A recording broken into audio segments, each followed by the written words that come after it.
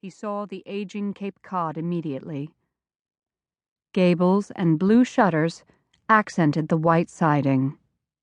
A row of overgrown hedges bordered the driveway, giving a measure of privacy from the almost identical Cape Cod next door. The setup was cute, simple. But that was the way everybody in Newland lived, simply. They had nice, quiet lives, not like the hustle and bustle of work and entertainment, cocktail parties and picnics, jet skis and fundraisers he and his family lived with on the Gulf Coast. He roared into the driveway and cut the engine.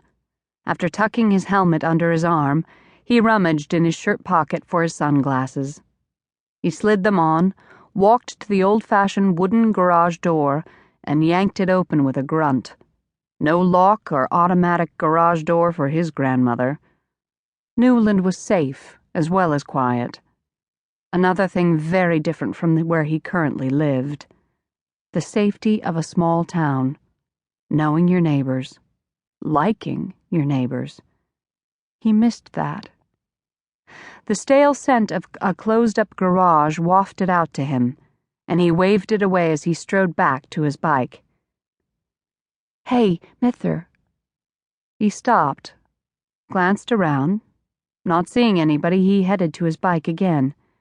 "Hey, Mither." This time the voice was louder. When he stopped, he followed the sound of the little boy lisp and found himself looking into the big brown eyes of a kid who couldn't have been more than 4 years old. Standing in a small gap in the hedges, he grinned up at Wyatt. "Hi." "Hey, kid." "Is that your bike?" "Yeah." Wyatt took the 2 steps over to the little boy and pulled back the hedge so he could see him. His light brown hair was cut short and spiked out in a few directions. Smudges of dirt stained his t-shirt. His pants hung on skinny hips. He craned his head back and blinked up at Wyatt.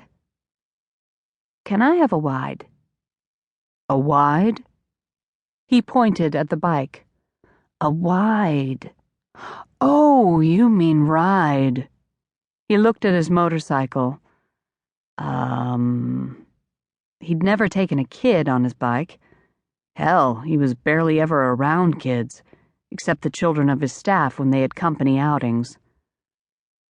"Owen!" The lyrical voice floated over to Wyatt, and his breath stalled.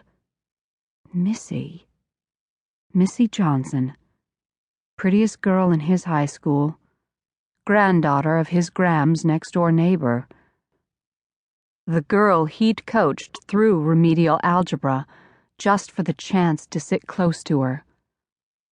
"Owen! Honey, where are you?" Soft and melodious, her sweet voice went through Wyatt like the first breeze of spring. He glanced down at the kid. "I take it you're Owen." The little boy grinned up at him. The head shuffled a bit, and suddenly there she stood, her long yellow hair caught in a ponytail. In the past 15 years, he'd changed everything about himself, while she looked to have been frozen in time. Her blue-gray eyes sparkled beneath thick black lashes. Her full lips bowed upward as naturally as breathing. Her peaches and cream complexion glowed like a teenager's, even though she was 33. A blue t-shirt and jeans shorts accented her small waist and round hips. The legs below her shorts were as perfect as they'd been when she was cheering for the Newland High football team. Memories made his blood rush hot through his veins. They'd gotten to know each other because their grandmothers were next-door neighbors. And though she was prom queen, homecoming queen, snowball queen, and head cheerleader, and he was the king of the geeks, he'd wanted to kiss her from the time he was 12. Man, he'd had a crush on her. She gave him a dubious look. "Can I help you?" She didn't know who he was.